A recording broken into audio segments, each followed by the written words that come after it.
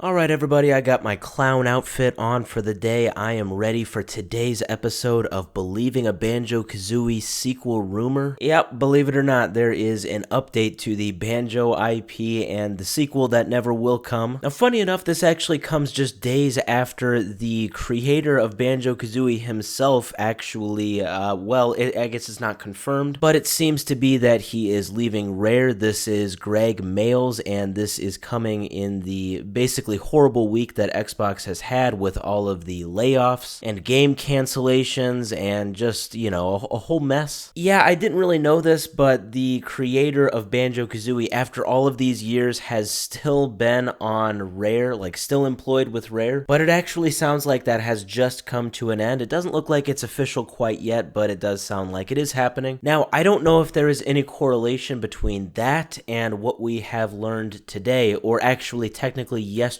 July 4th. Basically, this is coming from a 1.5 hour podcast from the Video Games Chronicle that was released on YouTube yesterday. I've got it in the description of this video, and basically it is at the 45-46 minute mark where they talk about something very interesting. So you see there is a game insider that works for VGC named Andy Robinson, and basically in a nutshell, he has heard through his sources that Rare, Xbox, Microsoft, they are actually exploring an IP revival for Banjo. Basically, the highlights from what he said are that the two big studios that he heard of that are being considered to develop this game for Xbox are Toys for Bob, now that's not too much of a shock, and Moon Studios. Now, Moon Studios, they make the Ori and the Blind Forest games. That was definitely more of a shock to me, but yeah, Toys for Bob, I think that would definitely be a solid choice. They made the recent Crash and Spyro games, so, that would be a pretty solid choice. Now, what's also interesting is that Andy mentioned that it's more than just a game revival. They are also exploring a cartoon and or a movie. And I actually don't think that sounds like too much of a stretch. I mean, we've seen video game IPs get made into movies and be just monumentally successful. Obviously, Sonic and Mario come to mind. So if this was maybe 10 or even 5 years ago, I would say, yeah, no way. But nowadays, with how those movies are doing, I would say, yeah, it could definitely happen. Now, what's interesting is that on the Video Games Chronicle website, funny enough, there's not actually an article on this. This was just something that was mentioned by Andy in the Video Games Chronicle podcast, and now other sources have picked up on it. One last thing that I do think is very interesting is that they talked about Greg Mayles. As I said, he was the creator of Banjo, and they talked about how he kind of doesn't like to go back in time. He doesn't like to look backwards, so that's kind of why he has never wanted to explore the Banjo IP.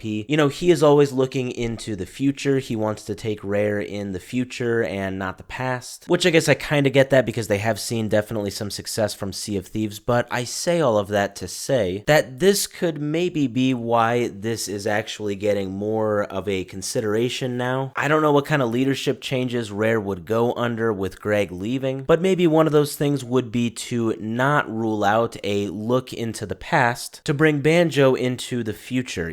I definitely can't say that this is 100% happening. Like I said, I've put on my clown outfit for this. I really don't want to set myself up for disappointment, but if any studio is going to do it, I think Toys for Bob would definitely be the one to do it. One person did say in the podcast that the time to hit the metaphorical Banjo panic button for Xbox really would be now more than ever, with kind of the terrible time they have had with all of these layoffs and just kind of an uncertain future now. I think that Xbox and maybe the whole world needs Banjo now more than ever.